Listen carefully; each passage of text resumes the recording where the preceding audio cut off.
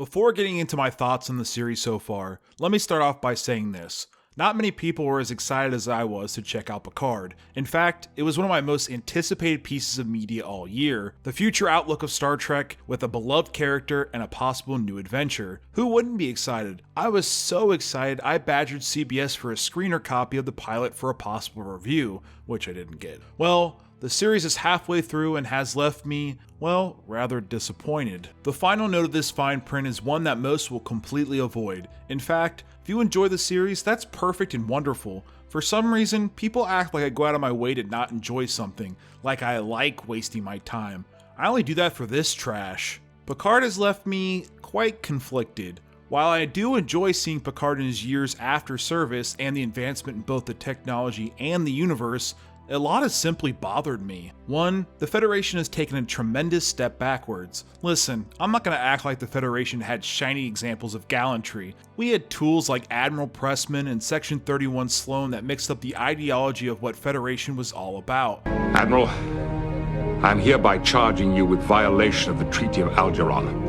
As captain of the Enterprise, I'm placing you under arrest. However, that wondrous ideology envisioned by a man long gone is gone with it. All of this is how Star Trek began, and it's also something of what it's about. I am an alien, and so are you. And yet, and this is the loveliest thing of all, somehow we're also part of each other, and part of everything that is. The Federation has retreated from being the once optimistic view to being nearly xenophobic and rather callous. Based on my years of service, I want you to reinstate me. Sheer fucking hubris. You think you could just waltz back in here and be entrusted with taking men and women into space? Don't you think I was watching The Hollow the other day along with everyone else? So do what you're good at. Go home. I'm not going to pretend like the Romulans were an ally in the next generation, because they certainly weren't. Still not survive our assault. You will not survive ours. However, these relations did relent quite a bit during the Dominion War, and even more so in Star Trek Nemesis. Let's not forget, the Enterprise was sent to explore peaceful solutions with the Romulans in Nemesis. Believe it or not, seems there's been some kind of internal political shakeup. The new praetor, someone called Shinzon, has requested a Federation envoy. Sure, this was a setup by Shinzon, but the goal was to explore those diplomatic relations and try to keep the region stable. If the Empire becomes unstable, it could mean trouble for the entire quadrant. Understood.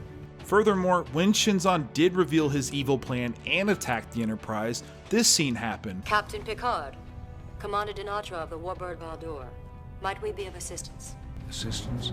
The Empire considers this a matter of internal security.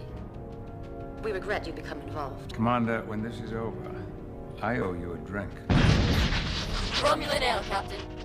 Let's get to work. So, I'm guessing these relations did not maintain throughout, and the Federation backed down from their views? Federation understood there were millions of lives at stake. Romulan lives. No.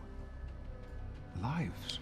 But the Federation is unwilling to spend the resources to rebuild the fleet. There was political opposition against helping the old enemies anyway. If we invade Cardassia now, all we'll do is count our dead. Gentlemen, please. We're allies, remember that. I regret not informing your government about our weapon emplacements, but I didn't think it was necessary. We're your ally. Romulans. They're requesting permission to join the fleet. I'll be damned. Permission granted. So I guess the Federation, despite being the renowned good guys in the universe, had selfish intentions, and despite begging and pleading for Romulans to help in their costly war, turn a blind eye to help them in their time of need, with quadrant large ramifications at stake? Oh, okay. Trek has always magnified the life we live in by examining a multitude of cultures, themes, politics, and humanity overall. Understandably, writing the Federation as the consistent good guy might have been that difficult, but in my opinion, it's equally easy and borderline insulting to make them the bad guys here. As a society, we have evolved over time to better ourselves, This might not feel entirely apparent in the day and age of social media. Every little thing is broadcast and feels significantly worse than it is. However, when you start going back to the Crusades, to present, to the future, the general idea is to better ourselves alongside technology and our learning reach through the stars. Trek has taken that step back and made us fearful. That hopeful thought isn't there anymore in the hopes of telling a story, one that isn't entirely cohesive or even interesting. I won't get into logistics of Romulans being evacuated because most will hit on that for being a general nitpick. Without a doubt, the Romulans would have had ample opportunity to evacuate people without the help of the Federation before the supernova destroyed Romulus. Romulan technology is as advanced, if not more so, than the Federation. There is no doubt in my mind they knew about it with plenty of time to spare and plenty of large warbirds to evacuate people. Is this a nitpick? Sure, but it should be worth noting. Oh, I want you all to stop crying. This brings me to one of the more disappointing elements of the show, the treatment of Picard. Now what? You're gonna go back to your chateau and write your memoirs? Not an ounce of blame falls on the always wonderful Patrick Stewart. Whatever one thinks of the show, we simply cannot say enough quality things about the man.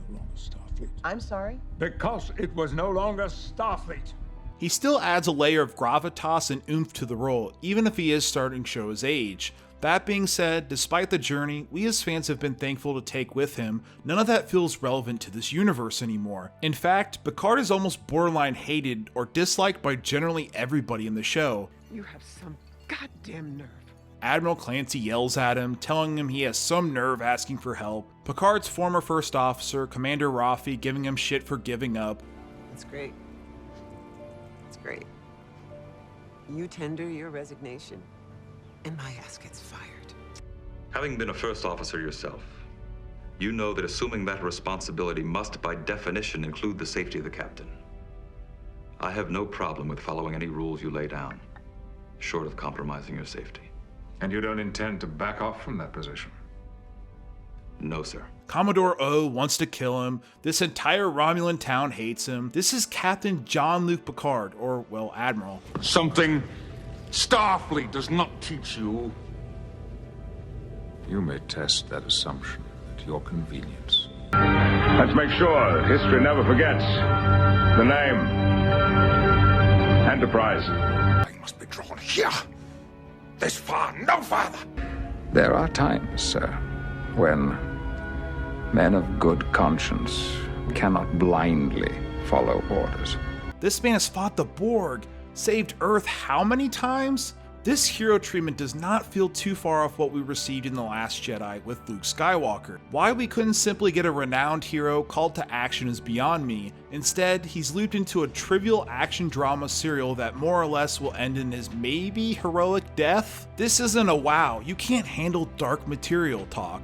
In fact, the exploration of adult themes is wonderful. It brings me to an episode like Voyager's Equinox. Equinox perfectly illustrates the balance between drama, action, and exploring those themes Trek is known for. In the two-part episode, Voyager finds another Federation ship, the Equinox, along its path home. The ship is commanded by Captain Ransom, who is holding a rather dark secret. The ship's systems, the power, the engines, and the food is ran off the harvested energy of creatures. Imminent destruction, a captain is authorized to preserve the lives of his crew by any justifiable means. This creates quite the dilemma, as Ransom is simply fending for himself, doing his best to save the crew, but in the meantime is harming a species for his own gain. Captain Janeway sees that as a violation of what the Federation stands for. How could we ignore it? By adhering to the oath you took as Starfleet officers to seek out life, not destroy it. Whereas one could easily see Ransom doing what he needed to survive. We had nothing. My ship was in pieces. Our dilithium was gone. We were running on thrusters. We hadn't eaten in 16 days. In my humble opinion, it is hard to argue with Ransom simply trying to keep his crew and himself alive. I need your skill and your courage.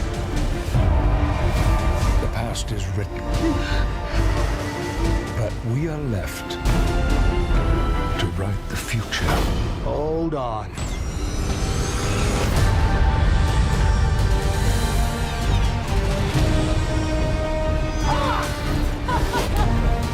In Picard, we get long-winded exposition pieces, strange meetings in dark hallways, scenes that don't feel as if actual human beings wrote them. Have we met? Agnes Girardi. That's it? You're just gonna let Agnes here hitch a ride on your top secret mission? Dr. Girardi is the Earth's leading expert on synthetic life. Didn't even ask me to run any kind of security check, not even the most basic. Why do you want to go to Free Cloud? I'm under no obligation to tell that to any of you. And once we get there, you're on your own. Who are you, lady? Then some things are unintentionally funny, like this scene with Commodore O. More than likely, this is some sort of mirror universe nod, since modern day Star Trek writers have a hard-on for Section 31 and the mirror universe. I still think this makes for one hell of a meme though.